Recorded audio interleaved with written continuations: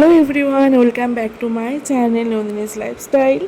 তো তোমরা সবাই কেমন আছো? আশা করি খুব ভালো আছো। তো দেখো, আমি রেডি হয়ে গেছি আর ঘড়িতে বাজে তখন 5:30 বিকেল।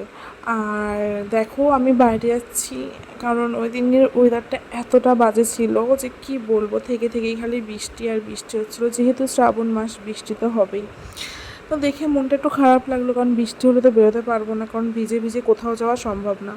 তো কোথায় যাচ্ছি কি না তোমরা ভিডিও দেখলে তো জানতেই পারবে। এখন বাজে 6:30, মানে কত লেট করে আমরা বেরোচ্ছি আর যাচ্ছি কোথায়, তো চলো দেখতেই পাবে।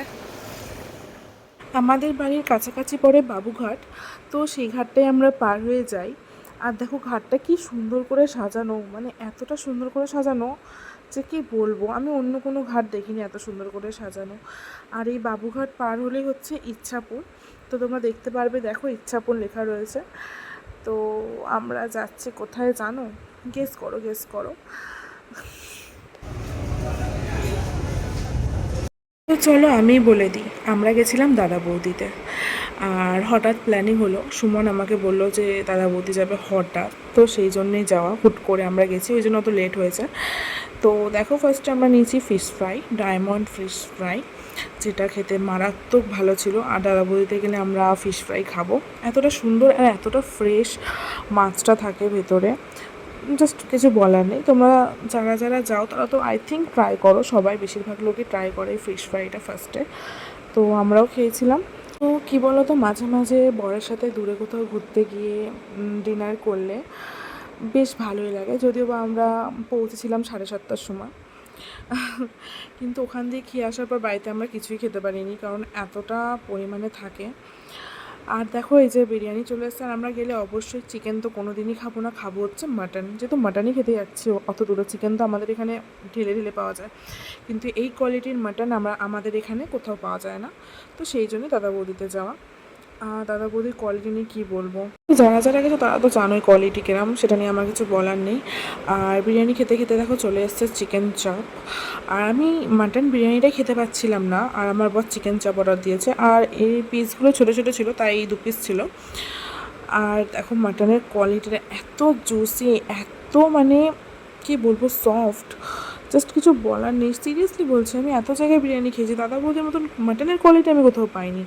আর রিয়াজি একটা পিস ছিল, আমার একটু রিয়াজি আর একটু এরম, মানে এই পিসটা আমার বেশি ভালো লাগে, মানে এরম টাইপের পিস খেতে আমার বেশি ভালো লাগে। পুরো একটু চর্বি থাকবে, একটু মাংস থাকবে, একটু হাড় থাকবে, তো এরমই বেশি ভালো লাগে আমার। যাই হোক, মাংস দেখতে পাচ্ছ কতটা নরম। আর কার কার লোভ লাগছে বলো, তাড়াতাড়ি চলেছো দাদা বৌদিতে। আর দেখো, খেতে পারিনি, হাফ খেয়েছি, হাফ আমি প্যাকিং করে নিয়ে চলে এসেছি, যেন জিনিস ফেলতে গায়ে লাগে বস। আর এটা ছিল একটা মকটেল। তো বেরিয়ে গেছি, মোটামুটি অনেক রাস্তা চলে এসেছি, আর হচ্ছে বৃষ্টি, মানে বৃষ্টিতে হাফ হাফ ভিজে গেছি। আরে ও তো ফুল ভিজে গেছে, সামনে বসেছে, ঠিক আছে দেখা। ক্যামেরাতে জল পড়েছে।